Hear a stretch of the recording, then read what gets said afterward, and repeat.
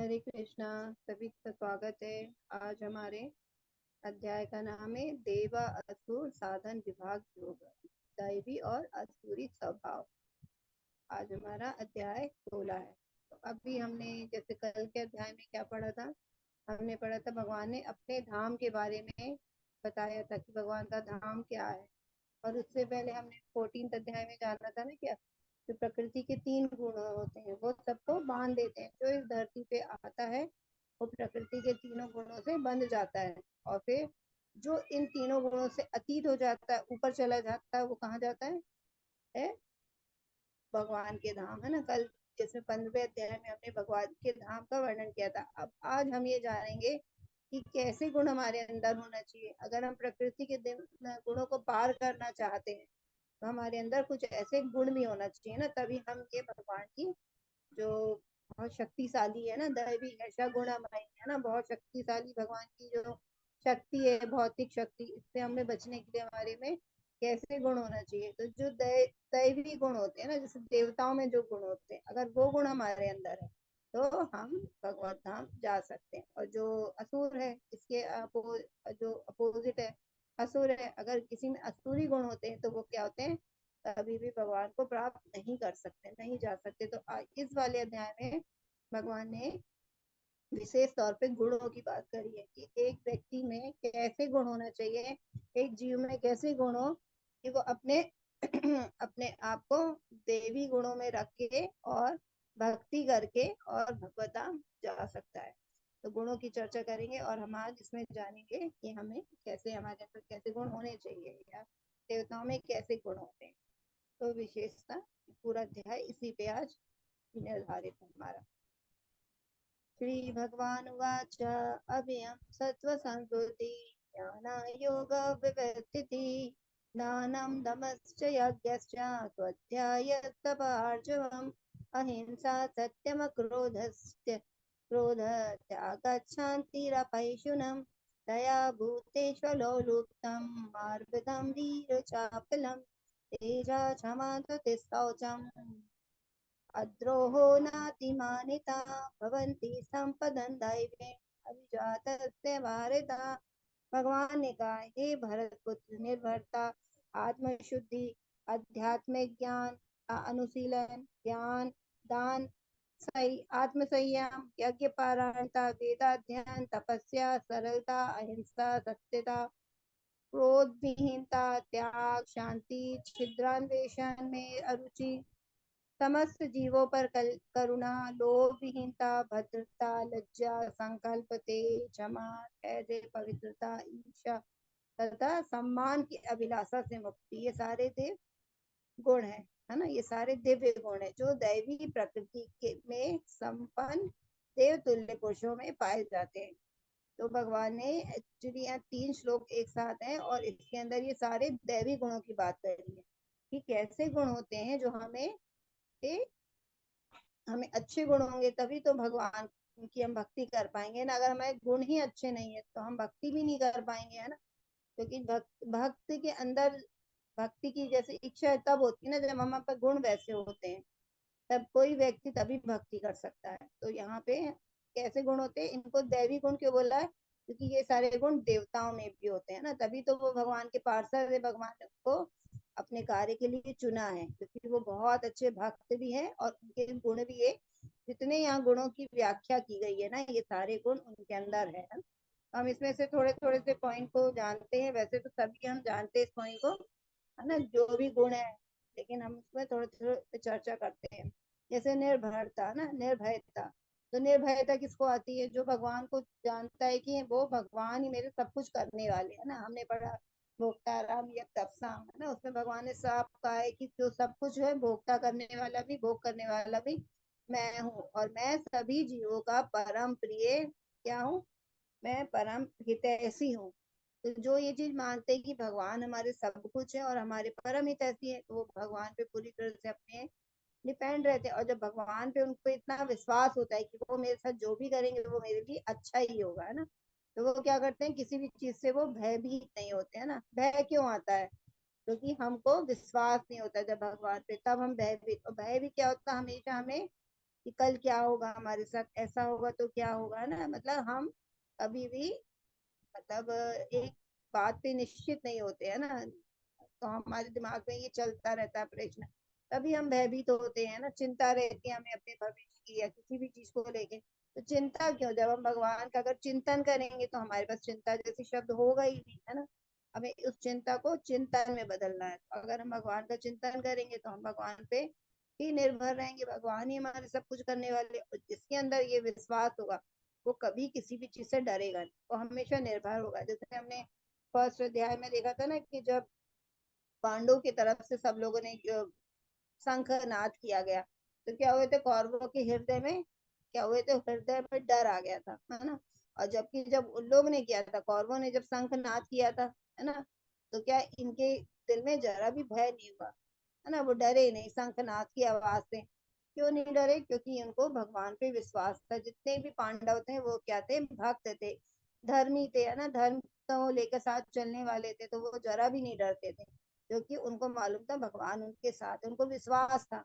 तो वो नहीं डरे। और जबकि कौरव पे तो वो तो अधर्मी थे, भगवान पे विश्वास ही नहीं था, कभी भगवान के लिए उन्होंने कुछ भक्ति की नहीं उन्होंने। तो वो हमेशा अपने अनिश्चितता के लिए कि मेरे साथ कल क्या होगा ना, कि हमें युद्ध जीतना चाहिए, हम जीतेंगे कि नहीं जीतेंगे।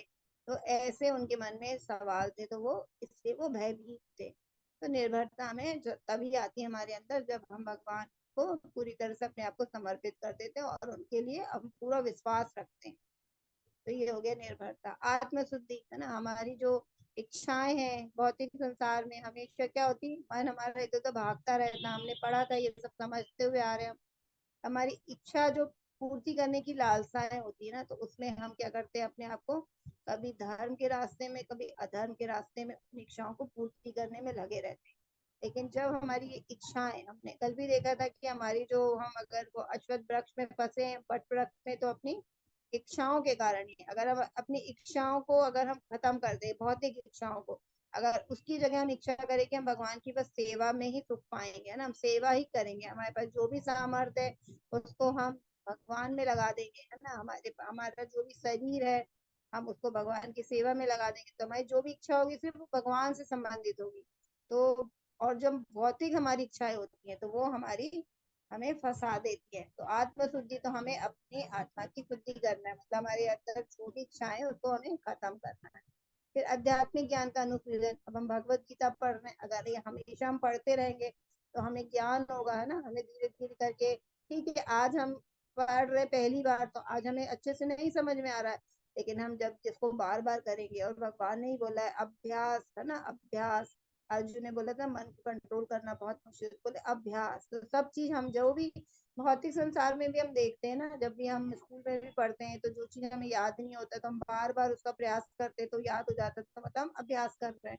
हम अभ्यास में अगर हम लगे रहते तो हमें आध्यात्मिक ज्ञान भी धीरे धीरे हमें समझ में आने लगता, और हम उसको धीरे धीरे उसके हिसाब से अपने कार्य को मोड़ते जाते हैं। फिर दान, तो दान भी हमेशा हमें क्या समझना चाहिए कि हमें जो कुछ भी मिला है ये हमारे भगवान की कृपा से मिला है। तो हमें हमेशा जो भी हमारे पास उसको हम मतलब ऐसा नहीं कि हम पूरा ही देते हैं ना, लेकिन अपनी आवश्यकता की हमारी हमने रख लिया और आवश्यकता से हमारे पास थोड़ा सा ज्यादा है तो हम वो भक्त को समर्पित कर सकते हैं, क्या बोल के कि आपका है आपको, आपको अर्पण, है ना, आपका ही आपको अर्पण। तो अगर ऐसे हम अब थोड़ा थोड़ा दान तो और करना ही चाहिए, तो सभी जगह लिखा है कि भगवान के लिए तो थोड़ा थोड़ा दान करना ही चाहिए अपनी इच्छाओं को। क्योंकि हमारी इच्छा के लिए तो हमारे पास है, लेकिन हम लोग के पास हमेशा जो कहते हैं ना धन हमारे पास काम है, वो हम किसके लिए बोलते हैं, जब हमारी बहुत ज्यादा इच्छाएं होती है ना, हमारी बड़ी बड़ी इच्छाएं होती है जो नेसेसरी नहीं है, आवश्यकता नहीं है हमारी, हमारी सिर्फ वो शौक है ना। तो शौक को पूरा करने के लिए तो कितना भी धन होगा तो वो हमेशा कम ही पड़ता है, लेकिन हमारी जो आवश्यकता है उसको हमें पूरा करके थोड़ा धन भगवान को समर्पित करना चाहिए, तो थैंक्स ग्रेटिट्यूड के रूप में कि भगवान आपने ही मुझे दिया है, अब मैं आपको ये अपना छोटा सा भाग मैं आपको प्रदान करता हूँ, है ना, आपके द्वारा दिए। फिर आत्म संयम, है ना, आत्म संयम इंद्रियों का संयम होता है। फिर एक यज्ञ पारायण था, यज्ञ पारण का मतलब हमें, जैसे हम बड़े बड़े यज्ञ से क्या होते हैं, जो यज्ञ करते हैं साधु संत लोग है ना, वो शुद्ध बने रहते हैं। लेकिन यहाँ पे अभी हम कलयुग में हैं, तो यहाँ पे तो इस यज्ञ की बात की जा रही है यहाँ पे नाम संकीर्तन की बात कर की जा रही है। हमने जाना था ना कि हरे नाम हरे नाम केवलम, है ना। तो कलयुग का धर्म क्या है? हम कलयुग में, तो कलयुग में यज्ञ क्या है मेन? जपा नाम यज्ञ शास्मी, हमने 10वें अध्याय में भी देखा था कि जो हमारा ये यज्ञ होता है ये कलयुग में होता है, जप करना ना भगवान का नाम। तो हमें यहाँ कलयुग में तो हमें यज्ञ सिर्फ नाम संकीर्तन करना चाहिए, है ना, क्योंकि भगवान के नाम से उद्धार हो सकता है। फिर वेदाध्ययन, वेदों का अध्ययन करना चाहिए। तपस्या, है ना। अब तपस्या क्या है? तपस्या जैसे आज एकादशी है तो एकादशी में व्रत करना। यहाँ बहुत बड़ी तपस्या की बात नहीं करी जा रही, जैसे पहले कलयुग वैसे सतयुग में होता था ना। जैसे हमने देखा ध्रुव महाराज 6 महीने थे, छोटे से बच्चे थे और 6 महीने उन्होंने तपस्या करी थी। या बहुत सारे साधु संत जंगल में जाके और घोर तपस्या करते, यहाँ पे इस तपस्या की बात की गई है ना। क्योंकि कलयुग है तो हम तपस्या को क्या समझेंगे? जैसे घर में अपने एकादशी का व्रत करते हैं ना भगवान की और प्रसन्नता के लिए, अगर हम कोई भगवा मतलब वहां जाते हैं, तीर्थ धाम जाते हैं, है ना, तो वहां भी हम जो थोड़ा सा कष्ट होता है ना तीर्थ धाम जाने में, तो उसमें जो है तो ये सब शरीर से जुड़ी हुई है। और हम भगवान की खुशी के लिए जो कुछ भी जैसे थोड़ा संकल्प करते हैं कि आज हम भगवान के 56 भोग लगाएंगे, है ना, आज हम भगवान को तुलसी से आचमन करवाएंगे, तुलसी से स्नान कराएंगे।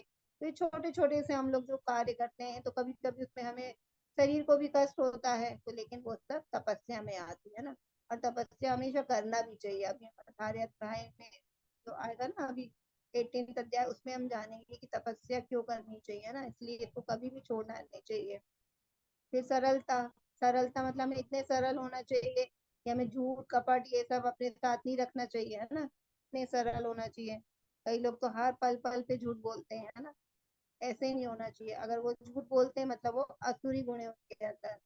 जो देवी गुण होता है उसमें, उनमें सरलता होती है, अहिंसा, वो किसी छोटे जीव जंतु किसी को मारते नहीं है ना। उनके जो, अब वो ठीक है आत्मा सब अपने कर्मों के हिसाब से, अगर उन्होंने छोटा जंतु कभी शरीर धारण किया तो उन्होंने अपने कर्मों से लिया, लेकिन हम ये नहीं सोचेंगे कि हम तो उनसे बड़े हैं, है ना, तो हम उनको मारे, हमको हक मिल गया। नहीं, क्योंकि वो उसमें भी भगवान की आत्मा है ना। हम इस हिसाब से देखना चाहिए कि वो भी भगवान के बनाए हुए जीव है और हम भी भगवान के बनाए हुए जीव है। जैसे हमें अपने शरीर में जरा भी कष्ट होता है ना, कोई हमें मारे पीटे तो कितना बुरा लगता है, तो ऐसे ही अगर हम वो छोटे जंतु जीव जंतु को भी मार रहे हैं तो उनको भी कष्ट हो रहा है। उनको भी उतने ही प्राण प्यारे हैं जितने हमें अपने प्राणों की, हमें प्राण अपने प्यारे ना, ऐसे उनको भी अपने प्राणों की रक्षा करना पसंद है, वो भी प्राणों उनके प्यारे होते हैं। हमें कभी किसी की अहिंसा नहीं करनी चाहिए ना, किसी जीव जंतु को मारना नहीं चाहिए। फिर सत्यता, हमेशा सत्य बोलना चाहिए। क्रोध विहीनता, क्रोध अगर हम करेंगे तो फिर वही हम दानव है ना। फिर तमोगुण में, और जो तमोगुण में होता है तो वो कभी भी दैवी गुण नहीं हो सकता है ना, जो तमोगुण में रहेगा। तो त्याग, है ना, त्याग, शांति रहना चाहिए। और क्या, छिंद्रा वेषण में अरुचि, इसका मतलब होता है कि हमको कभी भी किसी में दोष दर्शन नहीं करना चाहिए, है ना। अगर कोई व्यक्ति है में बहुत सारी बुराइयां हैं लेकिन हमें उसमें बुराइयां नहीं देखना, उसके अंदर अच्छाई क्या है हमें वो देखना चाहिए। अगर हमको उसको अच्छाई देखे हमें वो हम ले सकते हैं, लेकिन अगर हम उसमें से बुराई बुराई देखें तो ये फिर ये हमारे मतलब दैवी गुण नहीं हुआ। तो हमें किसी के अंदर दोष का दर्शन नहीं करना है कि उसमें क्या दोष है, क्योंकि दोष तो सब में है ना। परफेक्ट तो कोई नहीं है संसार में, परफेक्ट तो एक ही है, भगवान है। तो हम में भी दोष है ना, तो इसलिए हमें किसी का दोष का दर्शन नहीं करना है। फिर समस्त जीवों पे करुणा करनी है।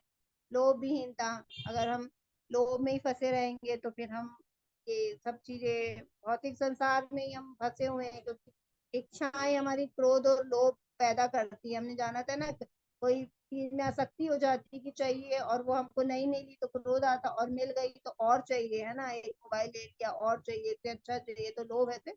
तो ये सब नहीं होना चाहिए। अगर ये सब चीजें, तो हम भौतिक संसार में फंसे हुए हैं। भद्रता, लज्जा, संकल्प, तेज, क्षमा, धैर्य, पवित्रता, ईर्ष्या तथा सम्मान की अभिलाषा से मुक्ति, ये सारे दिव्य गुण है ना। ये सब हम समझ सकते हैं इनसे।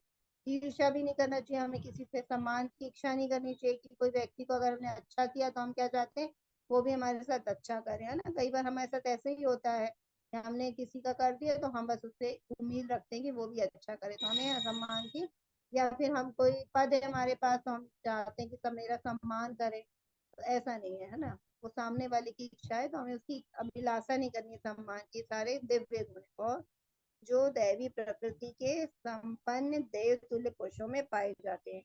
तो जो देवता होते हैं उनमें ये सारे गुण पाए जाते हैं। तो हमने इसको अगर हम इसको अच्छे से समझेंगे तो हम धीरे धीरे करके इसमें अपने गुण जो है उसको हमें डेवलप करना चाहिए। इसमें जो गुण है हमारे पास है ना, और जो नहीं है उसको धीरे धीरे हमको उसमें उन गुणों को अपने अंदर लाने का प्रयास करना चाहिए। सन 16.1 से 3 में उल्लिखित ये सभी 26 गुण परलौकिक है ना। परलौकिक मतलब इस जो भौतिक दर है उससे ऊपर है। वर्णाश्रम धर्म के अनुसार इनका आचरण होना चाहिए। उन्हें सामाजिक तथा व्यवसायिक की विभिन्न स्थितियों के अनुसार विकसित किया जाना चाहिए, है ना। मतलब अगर हमारे पास है तो अच्छी बात है, उसको और डेवलप कर, और नहीं है तो भी हमें अपने इसमें लाना चाहिए। उद्देश्य ये कि भले ही भौतिक स्थितियां दयनीय हो, यदि इन गुणों का अभ्यास पुरुषों के सभी वर्गों द्वारा किया जाए तो धीरे धीरे पारलौकिक बंधन के उच्चतम मंच तक उठना संभव होगा। तो ये कह रहे हैं कि भले ही हमारे पास भौतिक परिस्थितियों के हिसाब से भी हम बहुत रिएक्ट करते हैं, किसी ने क्रोध दिला दिया तो हम तुरंत गुस्सा हो गए ना, क्रोधी हो गए। तो भौतिक परिस्थितियां भी हमारे लिए निर्भर करती है, लेकिन बोला फिर भी हमें इन गुणों को अभ्यास के द्वारा अपने अंदर लाने का प्रयास करना चाहिए, क्योंकि यही जो हमारे गुण है यही हमको पर हमने देखा था ना, तद्धाम परमम मम भगवान ने बोला है, तो भगवान के धाम जाना तो ये सब गुण हमारे अंदर होना चाहिए। यही हमें उच्चतम मंच तक उठान मतलब लेकर जाएंगे ये सारे गुण हमें, ठीक है। अभी हमने क्या जाने, सारे दैवी गुण है ना, और इस अध्याय का नाम क्या है, देव असुर है ना, देव असुर विभाग। तो हमने अभी देवताओं के जो गुण होते हैं वो तो जान लिया, अब असुरों के गुण जानेंगे कि असुरों में क्या गुण होते हैं, है ना। भगवान ने हर चीज को बहुत डिटेल में बताया भगवत गीता में। अगर हम इसमें से एक शब्द, एक उनकी जो मतलब एक उनका उपदेश है, अगर हम उसी को अच्छे से समझ पे उसी को फोकस्ड होकर हम अपने लाइफ में उतारेंगे तो भी हम मतलब बहुत अच्छे से पहुंच सकते हैं भगवान के धाम पर। तो इसलिए हर हर एंगल से भगवान ने मतलब समझाने का प्रयास किया है कलयुग के लोगों को ना, अर्जुन के थ्रू समझा रहे हैं।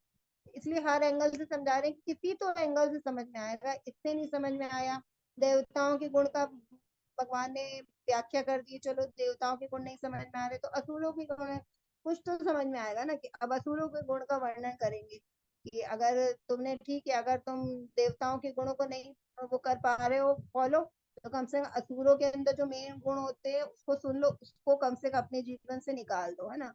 उसको ही निकाल दोगे तो तुम्हारे दैविक गुण धीरे धीरे पनपने लगेंगे। कि भगवान सब तरफ से यहाँ अर्जुन को शिक्षा दे रहे हैं, किसके लिए, हम लोगों के लिए, कि हम लोग इसको अच्छे से अपने जीवन में समझ सके। दम्भो दर्पोऽभिमानश्च क्रोधः पारुष्यमेव च अज्ञानं चाभिजातस्य पार्थ सम्पदमासुरी। हे प्रथापुत्र, दम, दर्प, अभिमान, क्रोध, कठोरता तथा अज्ञान ये सारे असुरी स्वभाव वालों के गुण हैं। अब यहाँ भगवान में असुरी जो असुर लोग होते हैं, है ना, असुर मतलब दानव लोग, है ना, सुर मतलब देवता और असुर यानी दानव। तो जो दानव लोग होते हैं उनके क्या गुण है। अब आप लोग ने ये भी सुना होगा कि जैसे कहते हैं ना कि जब सतयुग था तो उसमें क्या है, देवताओं का और असुरों के लोग अलग अलग थे दोनों के। एक देवता लोग होता था जिसमें देवता रहते थे, असुरों का लोग अलग होता था, वो उसके वो असुर रहते थे। फिर उसके बाद आया त्रेता युग। त्रेता युग में क्या हुआ, राम और रावण एक ही लोक में है ना, एक ही लोक में पृथ्वी में है दोनों, लेकिन क्या है दोनों में बहुत दूरियां हैं, एक इस कोने में है एक उस कोने में है ना, एक इसमें है एक साउथ में है, तो बहुत दूरियां दोनों में। उसके बाद आया कलयुग, नहीं उसके बाद आया द्वापर युग। तो द्वापर युग में हम देखते हैं कि कौरव और पांडव दोनों एक ही परिवार में, लेकिन जो पांडव है उनमें दैवी गुण है और जो कौरव है उनमें असुरी गुण, मतलब एक ही परिवार। अब धीरे धीरे देखो मतलब वो दूरियां जो खत्म हो रही देव और दानव की, है ना। पहले लोग अलग थे तो अलग अलग दूर दूर लोग थे, पृथ्वी पे तो काफी डिस्टेंस है, अब एक ही परिवार में देव और दानव हो गए। अब कलयुग आ गया। अब कलयुग में क्या हुआ, कलयुग में एक ही मनुष्य के अंदर दानव गुण भी है और देवताओं के भी गुण है ना। हमारे अंदर दानव भी छुपा है और हमारे अंदर देवता भी छुपा है। अब हमारे हम पे डिपेंड करता है कि हम किसको पोषित करते हैं ना। अगर हम मान लो हमारे हम दानवी गुण है या सूरी गुण जो हम पढ़ रहे हैं, अगर हम इसको हवा देने लगे, इसको खाना पानी खिलाएंगे, तो ये वाले गुण पनप जाएंगे। और अगर हमने देवी गुण जो हमारे अंदर है, अगर उसको हम खाना खिलाएंगे, है ना, मतलब हम उसको मानेंगे, उस पे चलेंगे, तो हम देवताओं के गुण अपने अंदर डेवलप कर लेंगे। इसलिए यहाँ भगवान बोल रहे हैं कि भले ही बहुतें किस्म की कुछ भी हो इंसान की ना परिस्थितियां, लेकिन वो अगर वो अभ्यास करेगा, चाहेगा, अपने गुणों को निखार सकता है ना। दो एक ही, हर इंसान में देवताओं के भी गुण है और असुरों के भी गुण है ना। हम कैसे समझेंगे, जैसे दो पौधे हमारे पास, एक मान लो करेले का है ना, एक मान लो फ्रूट का है, आम का है, मीठा आम है। लेकिन अब हमारे पे चॉइस है ना। वो तो करेला भी स्वास्थ्य के लिए तो अच्छा होता है, लेकिन हम ऐसे समझते हैं कि वो कड़वा है तो वो नहीं। लेकिन अगर हम जिसको पानी देंगे वो फले फूलेगा ना हमारे जीवन में। तो ऐसे ही अगर हमारे अंदर हम देवताओं के, जो हमारे अंदर सब कुछ है, क्षमा भी है, सत्यता भी है, लेकिन हमको निखारने की जरूरत है ना, छुपे हुए सारे गुण हमारे अंदर। ऐसे ये दानों के जो गुण है हमारे अंदर, कहीं ना कहीं ये भी असूरी गुण हमारे अंदर छुप के बैठे हैं, है ना। तो इनको हम पहचान लेंगे, और अगर हमने इनका ही दमन कर दिया, इनको ही नष्ट कर दिया अपने अंदर से, तो दैवी गुण अपने आप हमारे निकल के आएंगे, है ना। देवताओं जैसे गुण हमारे यहाँ अपने आप आ जाएंगे। अब इसको जानेंगे कि ये कौन कौन से गुण है ना। जैसे दम्भ है, दम्भ, तो दम्भ क्या होता है, जो हमारे पास नहीं है ना। दम्भ मतलब जिनके जो नहीं है उनका घमंड करना, जो है नहीं उसको बताना कि मैं हूँ, ऐसा, है ना। बहुत सारे लोग हम अपने देखते हैं कि उनमें ऐसे गुण होते ही नहीं है, लेकिन बताते हैं। जैसे कि एग्जाम्पल से समझेंगे, जैसे एक डांसर है, वो छोटे लेवल पे, लेकिन बताएंगे कि हम बहुत अच्छे लेवल पे, है ना। डांसर अपनी ख्याति, और जो नहीं है उनके पास, है ना। तो कई लोग होते हैं हर चीज को बढ़ा चढ़ा के बताते हैं, तो वही चीज है, वो क्या था, उनमें दम्भ होता है, ठीक है। दर्प, अब दर्प जो शब्द आया, इसको हम समझेंगे, दर्प यानी क्या होता है, दर्पण, है ना। दर्पण से ये दर्प बना है, ठीक है। दर्पण में क्या होता है, हम अपना चेहरा देखते तो हमें अपनी प्रतिकृति दिखती है ना, हम कहते हैं वो दिखाई देता है। तो जो दर्प होता है, ये भी क्या गुण होता है कि जो हमारे पास है ना। अब हमारे पास अच्छा घर है, हमारे पास अच्छे बच्चे, हमारे पास अच्छा पैसा है, हमारे पास बहुत, तो उसका अभिमान कर, जो हमारे पास है उसका अभिमान कर। ये नहीं सोचते कि वो भी सब भगवान की कृपा से मिला है हमको ना, भगवान के द्वारा दिया गया है। आज कितने ऐसे लोग हैं जो ये सब उनके पास नहीं है, क्यों नहीं है, क्योंकि भगवान की उनके ऊपर कृपा नहीं हुई, और आपके ऊपर हुई है, तो आपको सोचना है कि भगवान का हमेशा क्या धन्यवाद करना चाहिए, ना कि उसका घमंड करना चाहिए। तो जो चीज उनके पास है उसका वो घमंड करते हैं, ठीक है। और अभिमान, अभिमान क्या है कि वो हर किसी से चाहते हैं कि सामने वाला व्यक्ति मेरा सम्मान करे, है ना। जैसे हम देखते हैं जो बड़े बड़े राजनेता होते हैं, अगर वो आ, है नेता, ठीक है, तो सभी सम्मान कर रहे हैं, लेकिन फिर भी कुछ लोग होते नहीं करेंगे, तो वो क्या होते, क्रोधित हो जाते कि इसने मेरे साथ अपमान किया है, मैं गया तो वो खड़े नहीं हुआ, उसने मुझे माला नहीं पहनाई, है ना। तो अभिमान, क्योंकि चाहते हैं कि वो मेरा सामने वाला जरूरत से ज्यादा सम्मान करे, तो उनको सम्मान की भूख होती है। और क्रोध, क्रोध तो पता ही है, क्रोध तो उनके नाक पे होता है कई लोगों के, है ना। तो वो असुरी गुण है। जरा सा कुछ उनका मन का नहीं हुआ, क्रोध आ गया, तो क्रोध समझ सकते। कठोरता, उनका व्यवहार ऐसा था, हर किसी के साथ वो कभी प्यार से पेश नहीं आते, है ना। उनको हमेशा नीचा समझते हैं। तो जो ऐसे लोग होते हैं ना, वो ये सब क्या होते हैं, असुरी लोग होते हैं। और तथा ज्ञान, और जो सबसे इन सब का कारण क्या है, मेन अज्ञान, है ना। अगर उनमें ज्ञान आ जाए तो ये सब गुण इनके धीरे धीरे खुद ही खत्म हो जाएंगे, क्योंकि जिनके पास ज्ञान होता है ना, उनको पता होता है कि हमें कैसे, जैसे जिन्होंने भगवत गीता पढ़ी है, जो धीरे धीरे पढ़ रहे हैं ना, कई लोग तो घमंड के कारण भगवत गीता पढ़ी कि हम इससे कमी निकालेंगे, है ना। लेकिन जब भगवत गीता क्या ज्ञान का भंडार, तो जब वो धीरे धीरे धीरे हर ज्ञान को समझने लगे, तो उनके ज्ञान के चक्षु खुल गए। और जो एक गर्व, एक घमंड के बस पढ़ रहे थे ना कि हम इसमें कमी निकालेंगे, वो भी भक्त बनता है। तो ऐसा होता है ज्ञान, है ना। तो ज्ञान हमेशा, जहाँ ज्ञान होता है वहां पे ये सब चीजें नहीं होती, तो ज्ञान सबसे मेन होता है। तो अज्ञान, जिनके पास ज्ञान है ही नहीं, तो वो अधूरी लोग होते हैं। ये सारे स्वभाव अधूरी गुण वाले होते हैं, ठीक है। अब हमने देवताओं के भी गुण पढ़ लिए और असुरों के भी पढ़ लिए, है ना। अब आगे चलते हैं, ये अध्याय में क्या बोल रहे हैं भगवान। दैवी दैवी संपद विमोक्षाय निबंधासुरी मता माँ सुच संपदन दैवी अभिजात दैवी अभिजातोसी पांडवा।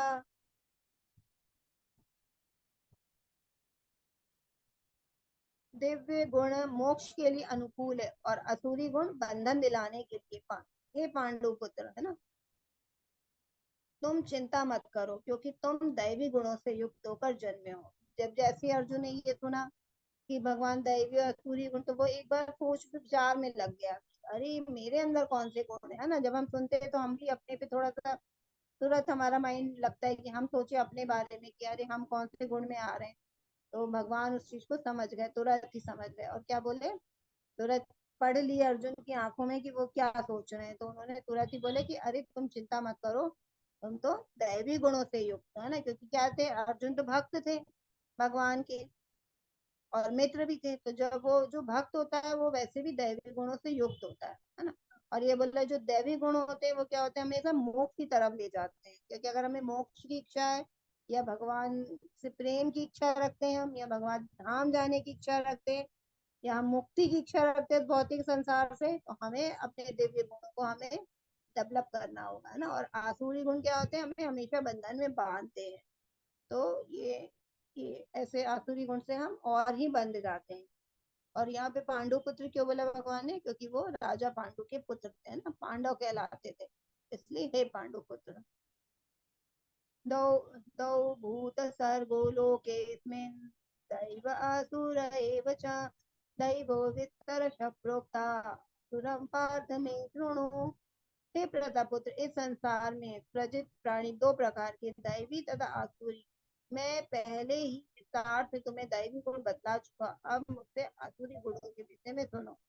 अब देखो यहाँ पे भगवान प्रथा पुत्र बोल रहे हैं ना, तो प्रथा पुत्र मतलब क्योंकि कुंती का नाम प्रथा भी था, तो प्रथा पुत्र। और क्या बोले, यहाँ पे दो तरह के प्राणी होते हैं, एक दैवी गुण वाले होते हैं, एक असुरी होते हैं। तो मतलब कुछ देवता भी हैं और कुछ दानव भी है। तो इस संसार में, हम भौतिक संसार में देखेंगे तो बहुत सारे लोग हैं जो भलाई भी करते हैं और बहुत सारे लोग हैं जो हमेशा चीटिंग भी करते हैं, तो बुरे भी है हमारे साथ। और हम सभी मतलब देखते हैं, हमारे पाला सबसे पड़ता ही रहता है ना सबसे। तो इसी तरह हम समझ सकते हैं कि दोनों ही तरह के लोग संसार में हैं। मैं तुम्हें विस्तार से, जैसे अभी हमने जो पहले 3 श्लोक पढ़े थे उसके अंदर उन्होंने 26 गुण की व्याख्या की थी जो देवताओं में पाए जाते हैं या देवी गुण होते हैं ना। तो वो कह रहे हैं कि वो मैंने विस्तार से तुम्हें बता दिया, एक ही पॉइंट भगवान ने बताया। अब तो मुझसे असुरी गुणों के विषय में सुनो, ठीक है। अब हम जानते हैं, हमने गुण तो सुन लिए, लेकिन अब व्यवहार वो कैसा करते हैं ना।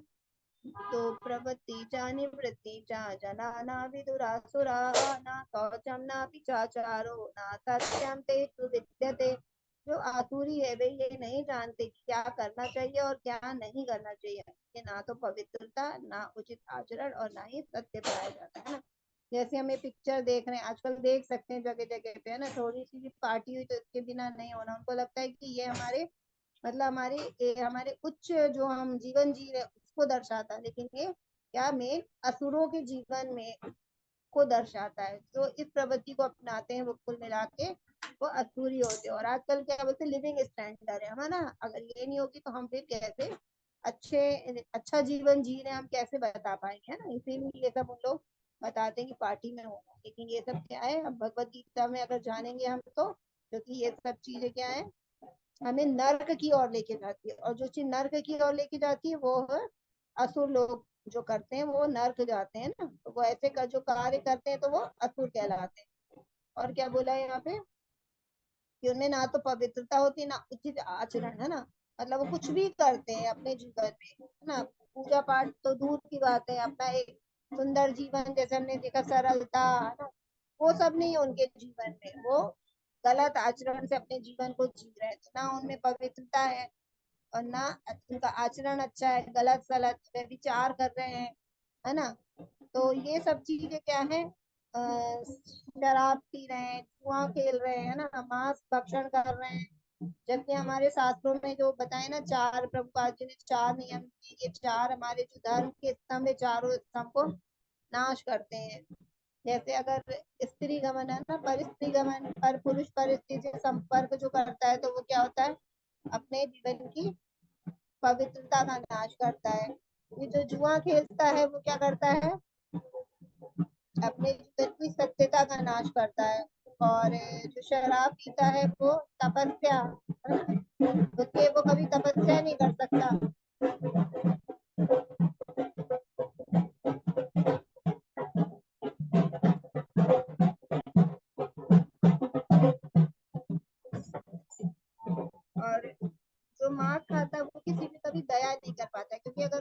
दया हो तो वो मांस खाता ही नहीं ना दूसरे जीवों को। तो ये जो चार जो नियम है, इसलिए यहाँ पे बताया प्रभुपाद जी ने चार नियम के, क्योंकि हम ये जब चार नियमों को अपनाते हैं तो हमने ये दैविक गुण हमारे में डेवलप होते हैं।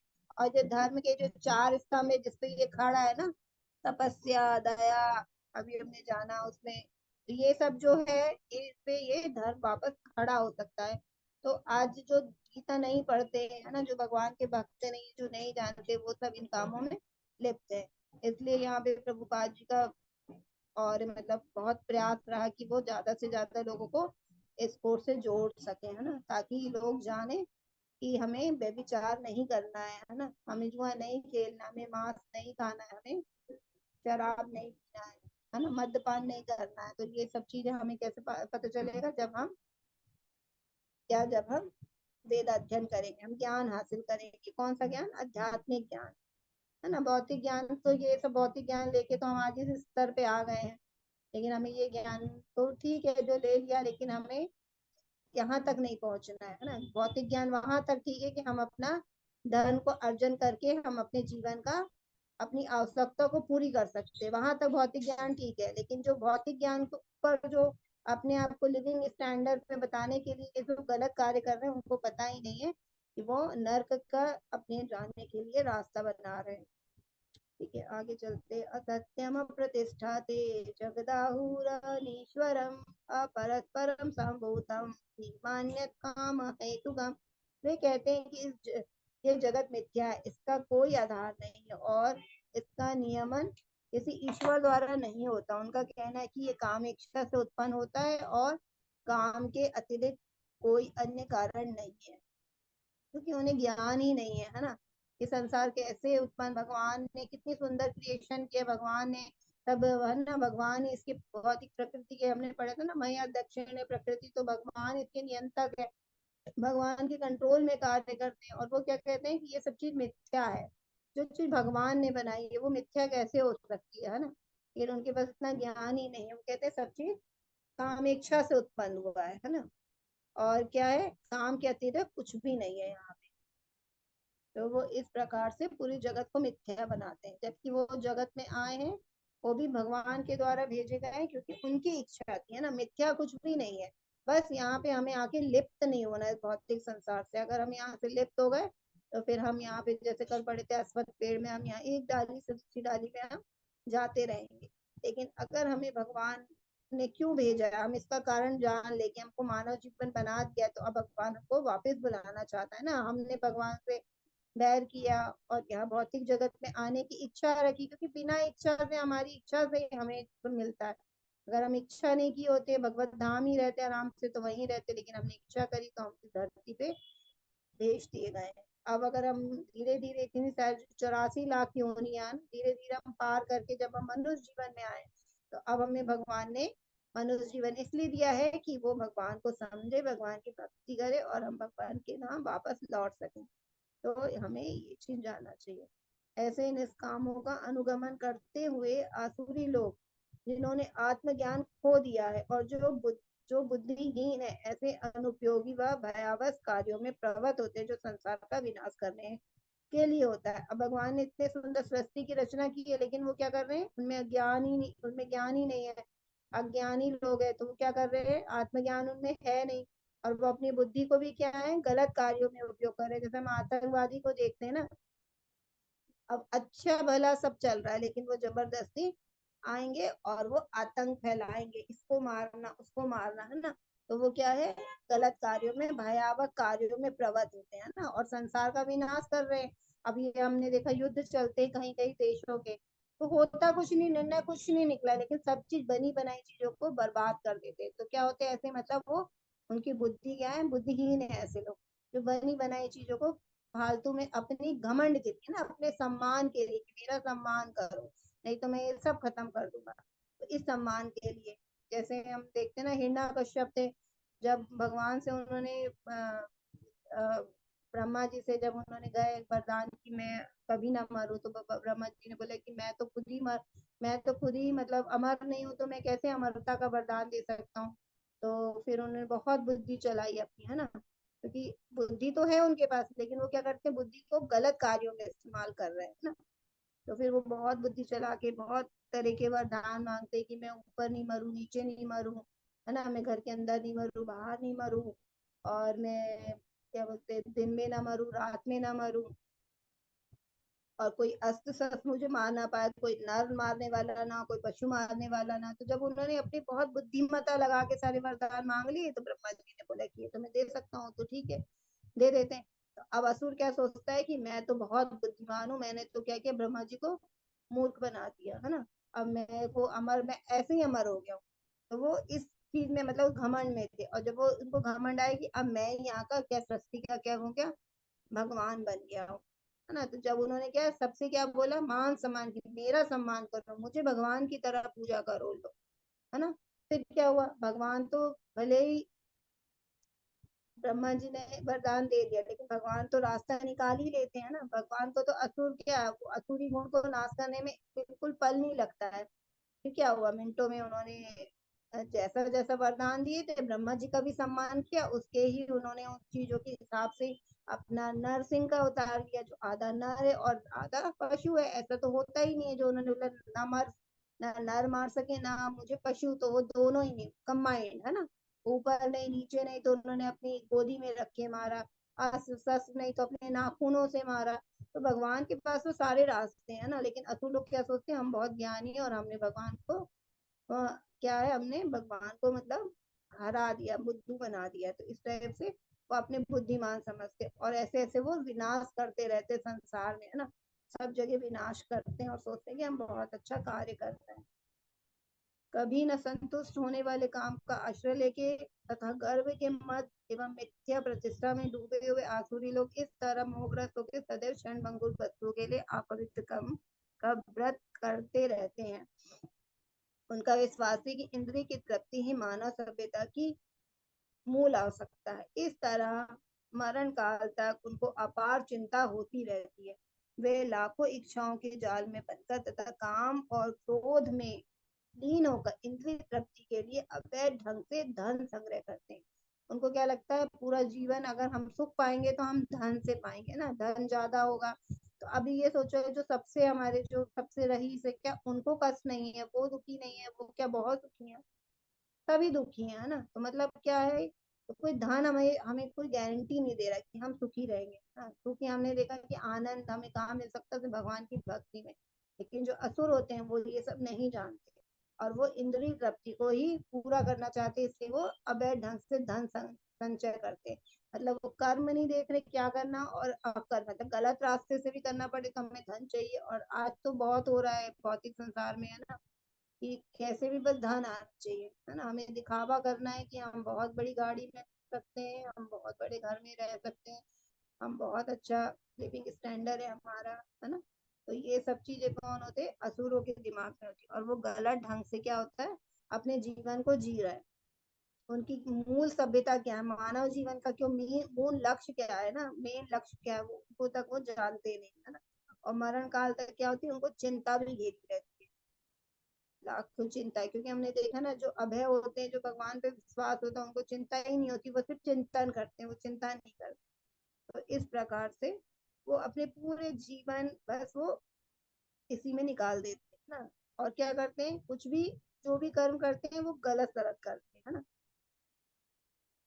तो और क्षण भंगुर जो चीज नष्ट होने वाली, क्योंकि संसार में जो भी चीज कलेक्ट करेंगे वो तो अशाश्वत, शाश्वत नहीं है ना, नष्ट होने वाली, तो वो नष्ट हो जाएगी। इस प्रकार से वो, जैसे अभी यहाँ पे पिक्चर दिख रही है, वही चार चीजें जो मैंने अभी बताई थी ना, वे भी चार कर रहे हैं, शराब पी रहे हैं, है ना, सिगरेट पी, जुआ खेल रहे हैं, और मीट ईटिंग कर रहे हैं, ग्लैम्बिंग मीट ईटिंग, है ना, इंटॉक्सिकेट।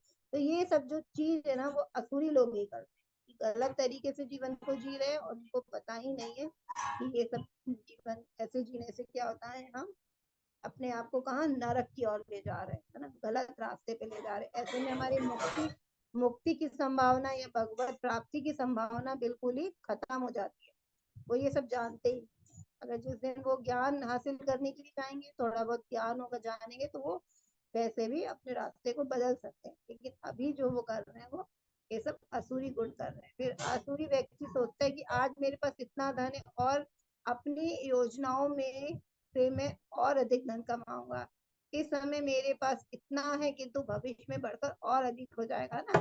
दिन भर यही सोचते रहते हैं, कैसे सारे गणित उनके चलते रहते सारे पैसे कमाने के लिए।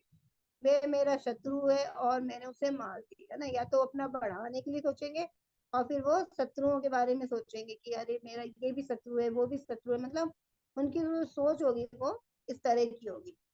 और मेरे शत्रु, अन्य शत्रु भी मार दिए जाएंगे। मैं सभी वस्तुओं का स्वामी हूँ। उनमें सबसे ज्यादा तो स्वामित्व की इच्छा होती है कि मेरा सब सम्मान करे, मैं सबसे ऊंचा हूँ, मेरी पूजा करे वो, है ना।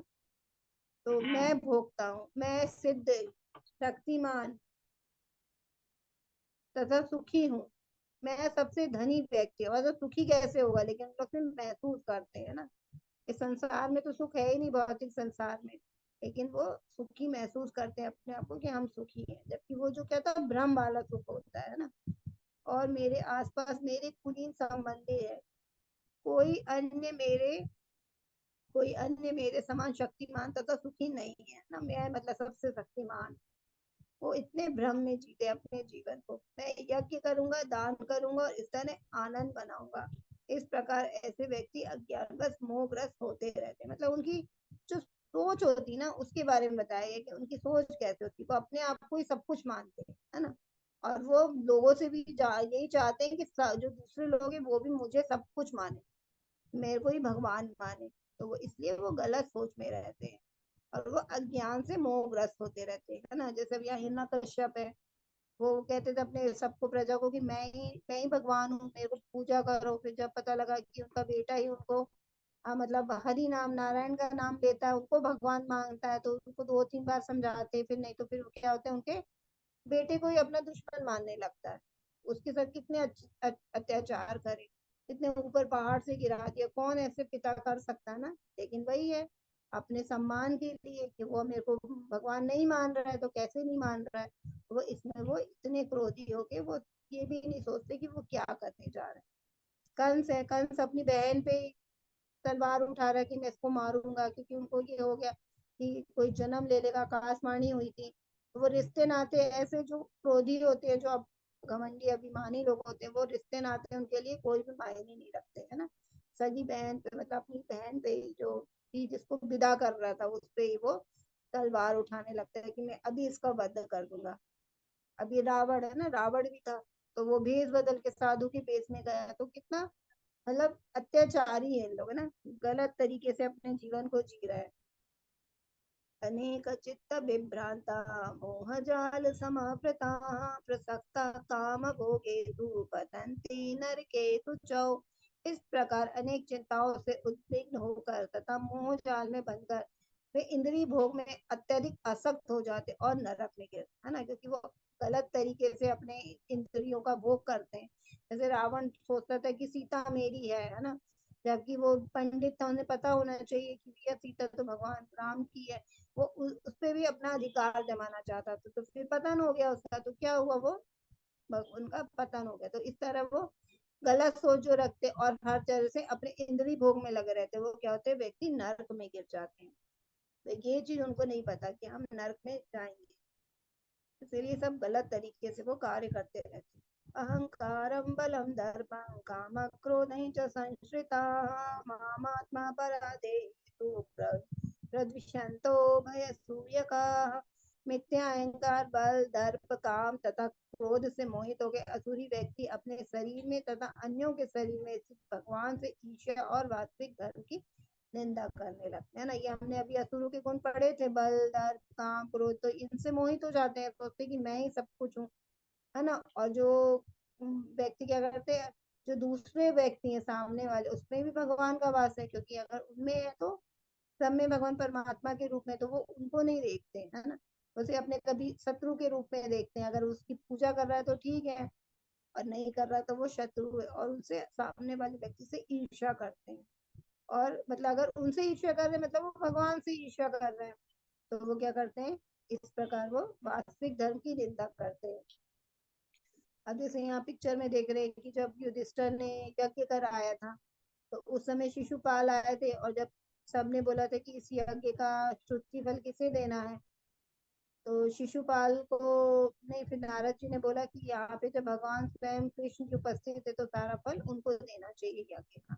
तो जब उनको सम्मान देने लगे तो शिशुपाल से रहा नहीं गया ना, क्योंकि उसको लग रहा था कि मैं भगवान, मेरे को सम्मान मिलना चाहिए, यहाँ पे ये जो सिंहासन है उस पर मुझे बैठाना चाहिए। तो उसने भगवान कृष्ण को बहुत अपशब्दों से, हाँ बहुत ज्यादा अपशब्द बोले, गालियां दी। जैसे हमको पता है कि ये भागवतम में कथा आती है कि जब शिशुपाल का जन्म हुआ था तो ऐसे आकाशवाणी हुई थी कि जिसकी गोद में जाके पता चल जाएगा कि ये कौन इसको मारेगा। तो जब कृष्ण की गोद में भेजा जाता है तो उनकी माँ को पता चल जाता है कि ये, कि मतलब कृष्ण ही मारेंगे, मतलब कृष्ण के द्वारा ही वो मारा जाएगा।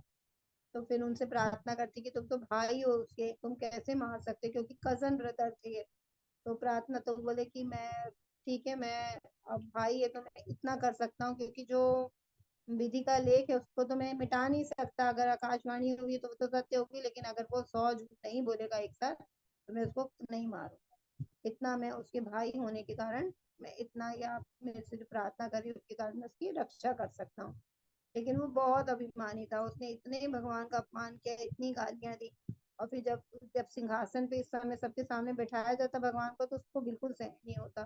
तो भगवान से जो ईर्ष्या करता है वो सारी ईर्ष्या उसकी गालियों के रूप में उसके सामने आती है और वो भगवान को देता है। तो सुदर्शन चक्र जब 100 हो जाती है कंटिन्यू, तो फिर सुदर्शन चक्र निकलता है और उसको वध कर देता है। तो ये जो मतलब ऐसे जो असुरी लोग होते हैं वो मतलब भगवान से ईर्ष्या करते हैं। तो यहाँ पे यही बताया गया एग्जाम्पल यहाँ पे शिशुपाल का दिया है। जो लोग ईर्ष्यालु तथा क्रूर है और नराधम है उन्हें मैं निरंतर विभिन्न आसुरी योनियों में भव सागर में डालता रहता हूँ। अब भगवान यहाँ पे स्पष्ट बता रहे हैं कि जो ऐसे असुरी लोग होते हैं, है ना, जिनमें कोई धर्म का पालन नहीं करे, 4 नियम है वो पालन नहीं कर रहे, भगवान की भक्ति नहीं कर रहे, किसी दूसरे व्यक्ति का सम्मान नहीं कर रहे हैं, और भगवान से जो ईर्ष्या कर रहे हैं ना, ईर्ष्यालु हैं, जो क्रूर है, जिनकी मतलब दूसरों को सिर्फ कष्ट ही देना उनके जीवन का लक्ष्य है ना, ऐसे लोगों को क्या करता हूँ मैं, भव सागर, असुरों की योनियों में डाल देता हूँ।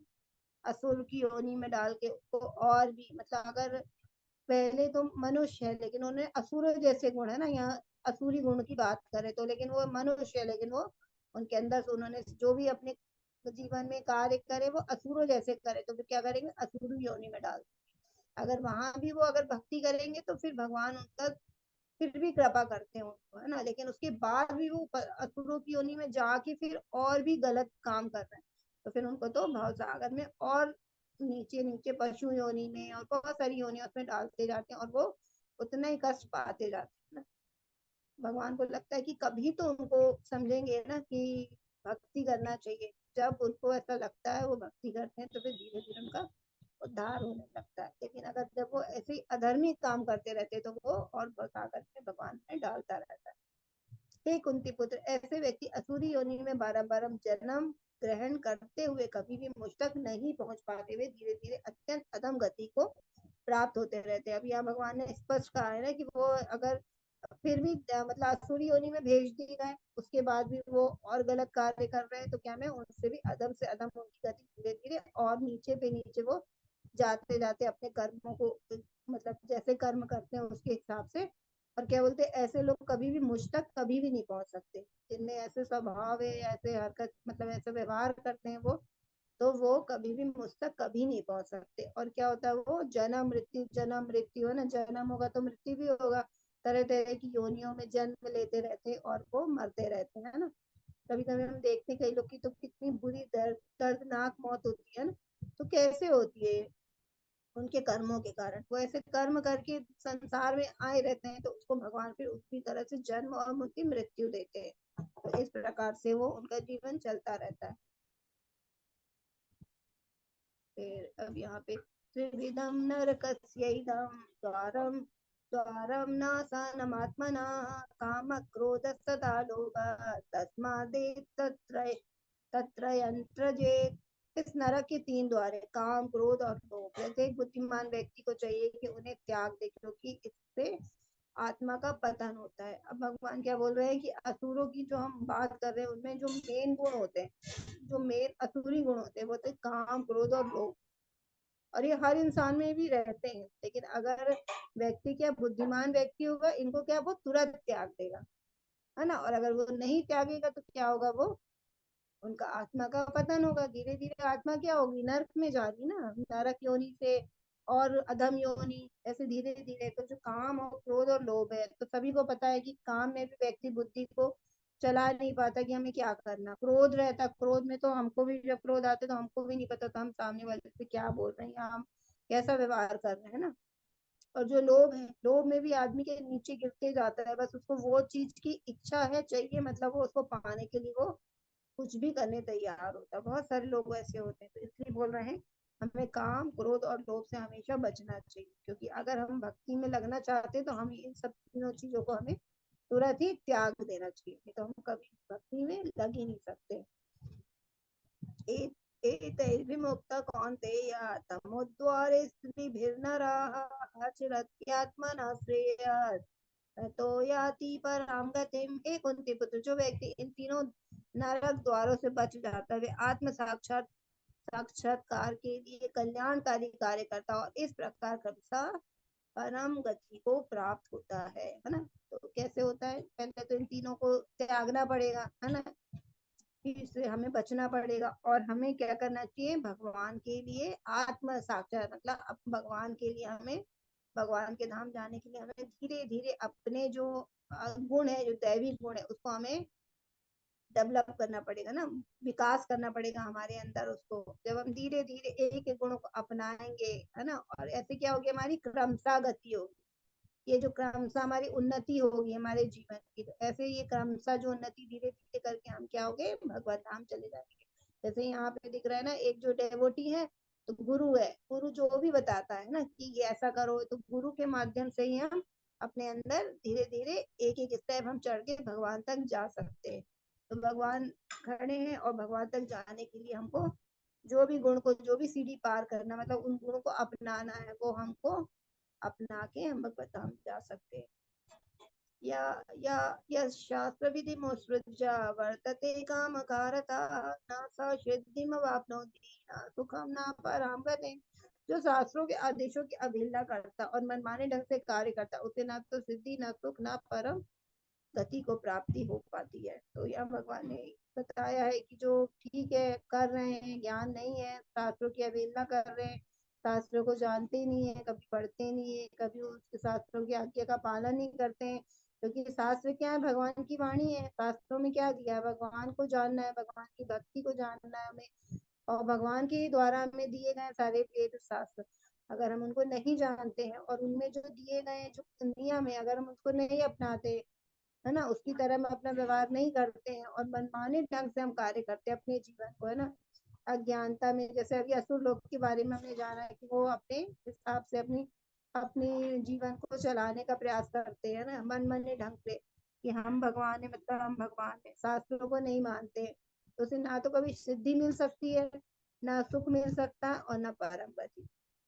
तो हम हमेशा जीवन क्या है, हम अपने जीवन में सुख चाहते हैं ना, हर चीज का सुख मिले, तो सुख भी हमें कैसे मिलेगी, जब हम शास्त्रों के आदेशों का पालन करेंगे। और सिद्धि, सिद्धि मतलब हमें कहाँ जाना है, भगवत धाम जाना है ना। परम गति, परम गति मतलब हमें भगवान के ही, मतलब भगवान के साथ रहना है। तो ये सब भी हमको तभी मिलेगा जब हम शास्त्रों के आदेशों का पालन करते हुए, है ना, प्रामाणिक गुरु की आज्ञा का पालन करते हुए, उनके बताए हुए नियमों को पालन करते हुए, स्वीकार करते हुए, है ना, तब हम उनके रास्ते पे आगे बढ़ेंगे और हम भक्ति करेंगे। तो फिर धीरे धीरे धीरे धीरे हम भगवान के धाम जाने के अधिकारी हो जाएंगे।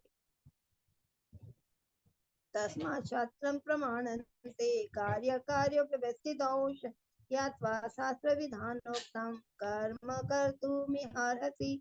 अतः मनुष्य को ये जानना चाहिए कि शास्त्रों के विधान के अनुसार क्या कर्तव्य और क्या अकर्तव्य, उसे विधि विधानों को जान के कर्म करना चाहिए, जिससे वे क्रमशः ऊपर उठ सकता है। अब भगवान ये श्लोक, ये इस अध्याय का ये आखिरी श्लोक है, तो इसमें भी भगवान क्या बता रहे हैं कि हमें शास्त्रों के विधानों का पालन करना चाहिए, क्योंकि शास्त्रों से हमें ज्ञान होता है कि हमें एक्चुअली में क्या करना है, क्या नहीं करना है। क्योंकि हमने जाना था ना कर्म, विकर्म और अकर्म की व्याख्या बहुत अच्छे से की गई है।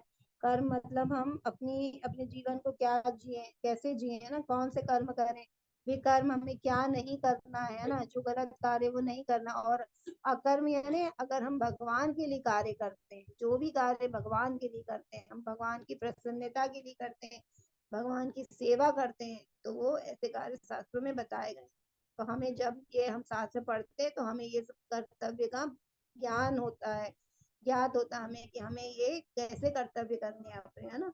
और उसे विधि विधानों को जान के हमें कर्म करना चाहिए, उसी को अपनाना चाहिए, जिससे हम धीरे धीरे क्रमशः उठते जाते हैं। हम मनुष्य योनि भी हमें मिली है, तो हम भगवान से मतलब यही है कि द्वेष करके आए ना, भगवान से द्वेष करके आ गए। लेकिन हम जब शास्त्रों की अभी हम धीरे धीरे पालन करेंगे तो ये द्वेष हम भगवान से हमारा खत्म हो जाएगा। क्योंकि बस शास्त्रों में भगवान को हम जानेंगे, भगवान की लीला सुनेंगे, रूप गुण का वर्णन है उसको ध्यान से सुनेंगे, श्रवण कीर्तन जो नवदा भक्ति है उसमें से भक्ति में अपने आप को लगाएंगे, तो हम धीरे धीरे भगवान के अति प्रिय हो जाएंगे और फिर हम भगवान के पास जा पाएंगे। अब जैसे यहाँ पे कई लोग कहते हैं ना, गुरु की क्या जरूरत है ना, कि अरे हम शास्त्र पढ़ लेंगे खुद ही और हम कुछ जान लेंगे अच्छे से। तो यहाँ पे देखो भगवान कृष्ण भगवान है ना, और ये भी भगवान को तो सब कुछ ज्ञान था, भगवान ने वेद शास्त्र बनाए, फिर भी वो पढ़ने के लिए क्या गए थे, संदीपनी मुनि के पास गए थे ना, हमको सबको पता है। तो भगवान भी ज्ञान लेने के लिए गुरु के पास गए, राम जी वशिष्ठ मुनि के पास गए थे ज्ञान लेने के लिए। तो क्या उनके पास ज्ञान नहीं था? वो तो ज्ञान के स्रोत है ना, वो सबसे बड़े वेदों के वेद को रचने वाले संकलन करता, आपने पढ़ा था ना, वेदेश्चाहम सन्निहित वेदेश्चाहम सहमेव वेद्यो। तो भगवान ने सारे वेद बनाए, लेकिन फिर भी वो गुरु के पास जाते हैं ना, क्योंकि जब हम गुरु के पास नहीं जाएंगे तो फिर हम उसका पालन करने में कहीं ना कहीं अपने मन से उसको पालन कर नहीं पाते। तो हमें गुरु के पास जाके ही शास्त्रों को अच्छे से समझना चाहिए। अब इस अध्याय के बारे में प्रभुपाद जी ने क्या बोला है जानते हैं? शास्त्रों में वे चार प्रमुख दोष नहीं पाए जाते जो बद्ध जीव में होते। ये है अपूर्ण इंद्रिया, कपटता, त्रुटि करना और मोहग्रस्त होना, है ना। मनुष्यों में ये चार दोष पाए जाते हैं, ये हमारे वेद शास्त्र में बताते हैं। और ये शास्त्र, क्योंकि मनुष्य में ये हो सकते हैं लेकिन दोष क्या शास्त्रों में नहीं होते, है ना। तो कौन कौन से अपूर्ण इंद्रिया, जैसे हमारी आंखें हैं इंद्रिय, लिमिटेड देख सकती है, दीवार के पीछे नहीं देख सकती क्या हो रहा है। कान है, एक लिमिटेड ध्वनि सुन सकते हैं ना, या बहुत तेज ध्वनि है वो भी नहीं सुन सकते, बहुत कम जो ध्वनि है वो भी नहीं सुन सकते। ठीक है, तो हमारी सारी इंद्रियां है जो हमारी एक लिमिट में है, तो हम सारी उससे बंधे हुए हैं। फिर कपटता, हमारे अंदर हमेशा क्या होता है, दूसरों को धोखा देना।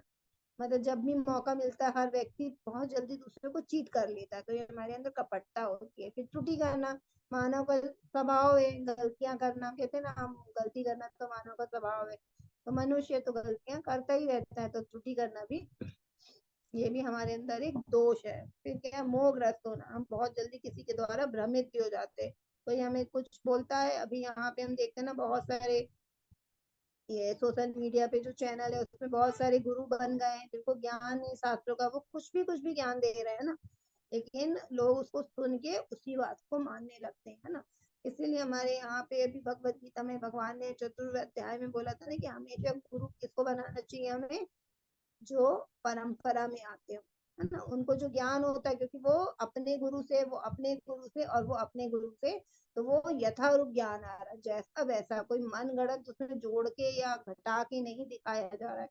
जो शास्त्रों में लिखा है उसको वैसे की वैसे यथारूप है ना, इसलिए भगवत गीता, प्रभुपाद जी ने भगवत गीता जिसका नाम था यथारूप की, वो जैसी गीता भगवान ने अर्जुन को सुनाई, वैसे की वैसे गीता वो यहाँ पे कलयुग में सब लोगों को दिए, है ना। मन गढ़ंत से या जोड़ना या घटाना, जो भगवान ने नहीं बोला उसको जोड़ के, जो बोला है उसको हटा के, नहीं हमें तो अपनी इच्छाओं की पूर्ति के लिए हम ये वाले नियम को अपनाएंगे तो ये गलत हो जाएगा, तो उस नियम को ही हटा दो, भगवान ने बोला है। तो अपने मन से कुछ जोड़ घटा के नहीं, उन्होंने जैसा है वैसा की वैसे यहाँ पे दिया है। तो क्यों दिया है? क्योंकि हमारे मनुष्यों में ये चीज हमारे अंदर ये सब दोष होते हैं, लेकिन शास्त्रों में ये सब दोष नहीं होते है ना। इन 4 दोषों के कारण बद्ध जीव विधि विधान बनाने के लिए अयोग्य है। तो हम भी अपने शास्त्र लिखते हैं ना, कोई बोलेगा कि मैं भी वेद शास्त्र लिख सकता हूँ, लेकिन मनुष्य नहीं लिख सकता, क्योंकि मनुष्य में 4 प्रकार के दोष होते हैं, ठीक है। अतः विधि विधान उनका उल्लेख शास्त्र में होता है जो इन दोषों से परे होते हैं। सभी बड़े बड़े महात्मा आचार्य तथा महापुरुष द्वारा बिना किसी परिवर्तन के स्वीकार किए जाते हैं, कर लिए जाते हैं। तो जो शास्त्रों में जो भी नियम देते हैं, वो भी देखो बड़े बड़े ऋषि मुनि है कितने हैं, तो वो भी उनको यथारूप में जैसा उसमें नियम लिखा है शास्त्रों में, वैसे की वैसे वो अपनाते हैं। अपने मन से नहीं कि हम अपने बड़े हो गए, अब ज्ञानी हो गए, तो हम सब नियमों को क्या तोड़ मरोड़ दें, ऐसा नहीं। तो सारे नियम को जैसा दिया है वैसे ही अपनाते हैं। शास्त्रों का के नियमों का पालन किए बिना कोई सिद्धि प्राप्त नहीं कर सकता। अतः जो शास्त्रों के तात्पर्य को वास्तव में समझता है वे भाग्यशाली माना जाता है ना। तो हमें जैसा शास्त्रों में दिया है उसी को वैसे की वैसे हमें अपने जीवन में उतारना है, तभी हम सिद्धि को प्राप्त कर सकते हैं। और अगर हमने उसको सही तात्पर्य को समझ लिया तो मतलब हम भाग्यशाली है। यह भौतिक शक्ति प्रकृति के 3 गुणों से बनी है ना, क्योंकि हम इसलिए भी समझ नहीं पाते शास्त्रों को, क्योंकि हम ये जो 3 गुण हमारे जो चारों तरफ कार्य कर रहे हैं ना, इसी में उलझे रहते हैं ना। कभी कोई गुण हम पे हावी होता, हमने कल ही परसों देखा था, कभी कोई गुण हम पे हावी होता, कभी तो हम कितना भी अपने आप को ऊपर उठाने का प्रयास करें, लेकिन एक समय में हमारा कोई गुण हम पे हावी रहता है, ये कार्य कर ही रहा है, करता ही रहता है। इसके पूर्व कि भगवान के ज्ञान का मार्ग खुले, मनुष्य को कम से कम सतोगुण के ऊपर उठना चाहिए। तो अगर हमें मतलब कुछ ज्ञान नहीं है, तो हमें धीरे कम से कम अपने को तमोगुण से रजोगुण में, और रजोगुण से हमें कम से कम सतोगुण तक तो लाना चाहिए, है ना। क्योंकि हम सतोगुण में रहेंगे तो मतलब हम सही ज्ञान को, सही अपनी ज्ञान दृष्टि से भौतिक संसार को हम देख पाएंगे। हम जो असुरों के जो व्यवहार है उसको नहीं अपनाएंगे, फिर हम जो देवताओं के व्यवहार है हम उसको धीरे धीरे अपनाना शुरू कर देंगे, क्योंकि हमारे पास क्या है, सतोगुणी नजर ना। सतोगुण में व्यक्ति वेद अध्ययन करता है, तो हमारे पास वेद अध्ययन करने से हमारे पास वेद अध्ययन के नियम का पालन करके हमारे पास वैसी नजर रहती है, ज्ञान की नजर रहती, ज्ञान चक्षु रहते हैं हमारे पास। दूसरों के लिए यदि उपयुक्त तथा प्रामाणिक गुरु का मार्गदर्शन प्राप्त हो जाता है तो उसका जीवन सफल हो जाता है ना। अगर किसी को प्रामाणिक गुरु मिल गया और वो उसके मार्गदर्शन पे चल रहे हैं तो उसका जीवन तो सफल हो गया, उसको फिर क्या होगा, भगवान तक वो पहुंच ही जाएगा। क्योंकि उच्च गुरु पद की पद की और उन्नति का मार्ग दिखा सकते, क्योंकि गुरु ही हमें कहाँ जाना है, कैसे जाना है ना, उस रास्ते में कितनी बाधाएं आनी है, वो सब हमारे गुरु के द्वारा हमें बताई जाती है, और हमें नियम की तरफ हमें दिया जाता है कि इस नियम का पालन करके हम भगवान भक्ति प्राप्त कर सकते हैं। तो इसलिए हमें गुरु के द्वारा बताए हुए नियमों का पालन करना चाहिए, और हमें अपने आप को हमेशा भक्ति में और ऐसे गुण हमारे अंदर रखना चाहिए ताकि हम जैसे देवताओं में जो गुण है ना, वैसे गुण अपने आप में हम विकास कर सके ऐसे गुणों का। तो ये आज हमारा जो अध्याय था, आज वो तक है, उसमें हमने सीखा देवी गुण और असुरी गुण। तो हमने जो पहले के प्रारंभ के 3 श्लोक थे उसमें हमने सारे दैवी गुण सीखे। तो अगर हम उसको बार बार पढ़ेंगे, बार बार समझेंगे, और उसको हम सोचेंगे कि धीरे धीरे हम उसको अपने जीवन में डेवलप करेंगे, तो फिर हमारे अंदर दैवी गुण आ जाएंगे। और असुरी गुण भी हमने पढ़े जाना, और असुरी गुण हमारे अगर अंदर है व्यक्ति में, तो उसकी क्या गति होती है, अधम गति में जाता है, नीचे के लोगों में जाता है, बार बार जन्म मृत्यु के चक्कर में फंस जाता है ना। तो ये सब हमने जाना। तो अब हमने आज यहाँ पे इसी तरह इस दोनों गुणों को हम यहाँ पे जाने। हरे कृष्णा। आप लोग का प्रश्न हो तो मुझसे पूछ सकते हैं आज के अध्याय से लेकर